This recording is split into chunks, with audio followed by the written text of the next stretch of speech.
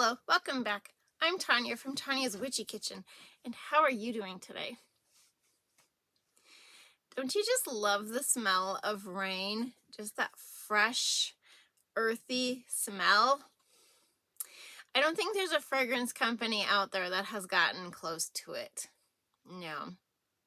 It's kind of like my son wants to have a soap smell like when he rosins up his bull rope, right? And he's pulling it so it's warm and that friction, and it's the rope and the leather and the resin and this heat, and he's just like, I can't get it.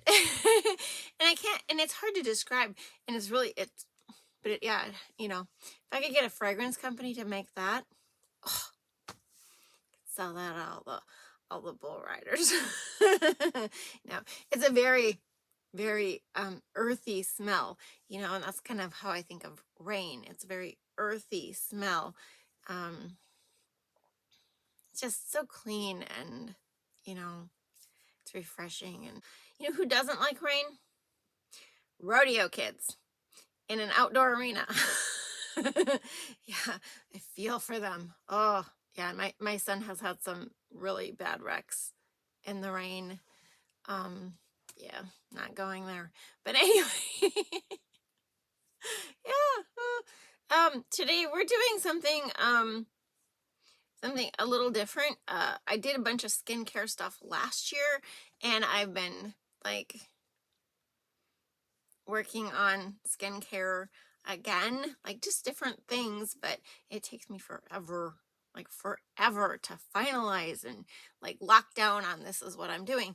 But so we're going to do 2 serums today. I'm not going to give you the recipe. I am going to send you to a website where she has so many facts and so many different types of serums and so many substitutions that you can make for them. Like, because sometimes you don't have a product, or you can't get a product, or, stuff like that, So to make your own and to start small, I would start with a basic one, and then you just, you can change up and add your formulas as you go till you get that stellar one that is just perfect for you. Or everybody else too, But yeah, so I mean, serums are fun. I actually like crafting them and creating them when I actually have time to sit down and mess with stuff. There's some free classes out there on formulation, and like I said, I'm going to send you to this website, Humblebee and Me. She is amazing. She even has an encyclopedia of all the different products and substitutions you can make for them. Do you need it in a formula? Why do you want it in a formula? If it's natural, if it's not natural, if there's a better natural product in place of this one. I mean, it's just so much information. Seriously, like it's loads of information. Oh, but anyway, so that's what we're doing today. We're doing a couple of serums, a very basic one and a very formulated one. But like I said, I'm not giving you the recipe. I'm sorry. Maybe you can kind of get the gist of what I'm doing, but go, like, do your research. Like, you really got to be careful, because some serums, like some things don't, like hyaluronic acid doesn't go with, no, it's not hyaluronic acid. What is it? There is it doesn't go with the vitamin C. You can make a hyaluronic vitamin C serum. Yes, that's fine. I can't remember what it is, but there's something that you cannot put with vitamin C unless it's a certain type of vitamin C. See, it's all that fun stuff that's just, makes your brain spin. But anyway, 3 things. Dream big, be true to you. You are worth it. And when it rains, just enjoy it. Let's go check out this video. Okay, the first serum we're going to do is a basic hyaluronic acid serum that you can use just as is on your face, or as a base or a part of another one. So in that little container is my hyaluronic acid. It is kind of blended. It's blended. It's 2 different ones. There's high molecular weight. There's low molecular weight. You can find medium molecular weight. They each have different properties on the skin absorption and what it does with the skin. You can blend them, or you can just use the low molecular weight. There's nothing wrong with it. I think it's the low one that makes it plump and makes it moisturizing, and it's a great humectant all the way around. Okay, so I like to mix it with aloe vera juice. Why? Because I like what aloe vera juice does to the skin. It's so soothing, and has great skin and benefits and properties, and so therefore I use aloe vera juice. I don't use any distilled water. You could. Literally, you could. And another great one is a hydrosol. Rose hydrosol smells amazing. As a as a hyaluronic acid serum base. Basically, I just shake it up, put it in the fridge. There it is, like 10-15 minutes later. It's doing its thing. If you have a small immersion blender, it does make it easier, but I don't have a baby one, and so I just shake it. That's literally all I do, is I shake it every 10 to 15 minutes and let it sit overnight. So we get to the second part. This is the next day. There's still a little bit of clumps in there, but nothing major, as you can see. So for this serum, I'm going to add an extract to it. And when I make it, I use it at a 1%. Okay, my hyaluronic acid is 1% in that formulation. My ginseng extract, that is water soluble, is at a 2% usage rate. 2% in the extract, in the serum. And the most you want to do is 2% of hyaluronic acid. You don't want to go more than that, but I like the 1%. 1% is sufficient. It is expensive. Expect a little bit for your buck, but it's a beautiful serum. And serum number 2 is my Boost and Soothe serum that I said was on the website, but it will be on the website. This one uses part of my hyaluronic acid solution, but first we are going to use rose hydrosol. Rose hydrosol. I love the smell of this stuff. It is not cloying or, anything. It's just straight on beautiful. So in my hydrosol I'm going to add my powders that need to be dissolved. Okay? So the first one is niacinamide, which is vitamin B3. And if you want to know the why and what for and how come I'm using these, just look up their benefits. And I am going to send you to Humblebee and me, because she has some beautiful serums for people who, if you don't understand why and the what for, and an encyclopedia on why and what for, she's just great. This is my panthenol, vitamin B5. It's a little chunky. I'm not sure why. Gonna have to put that stuff in a jar. It just doesn't like the little bag it's in, I guess. The next thing we're going to add is our blueberry extract. This gives the serum a little bit of a pinky color. It's really pretty. But blueberries do have really good skin benefits, whether they are applied topically or eaten.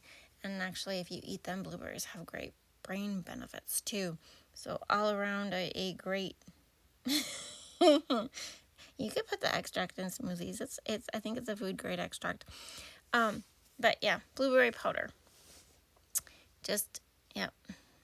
Skin benefits, and it gives it some pretty color, like for the rose hydrosol, because, people think they're supposed to be colored, but they're not. Hydrosols they're clear water essences, and they're just, they're so yummy. What's the other one? Is it neroli? The orange blossom? That one's so good.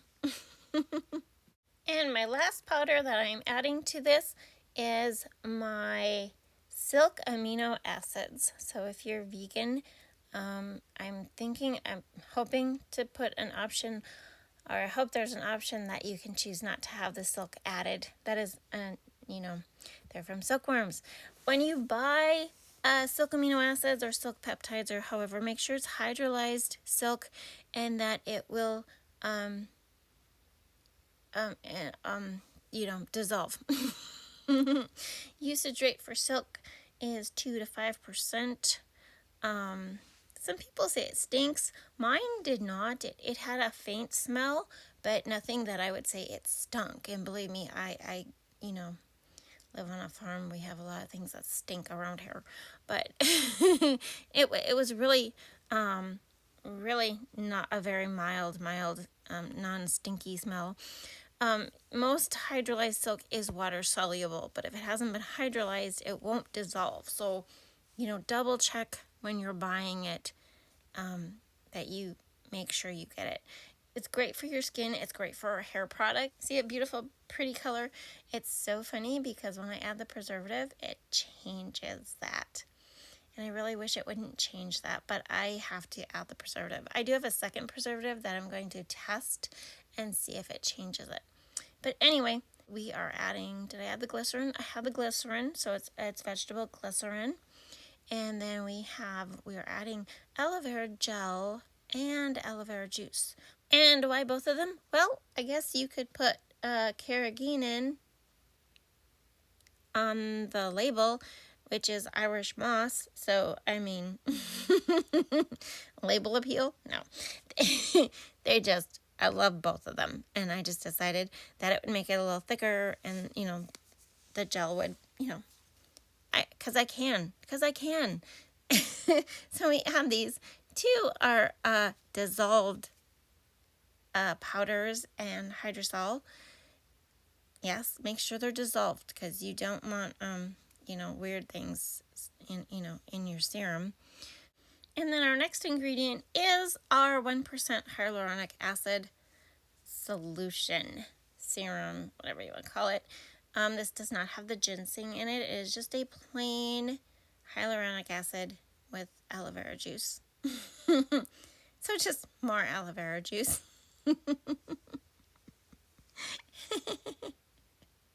I like aloe vera, you guys. I'm sorry. I love it.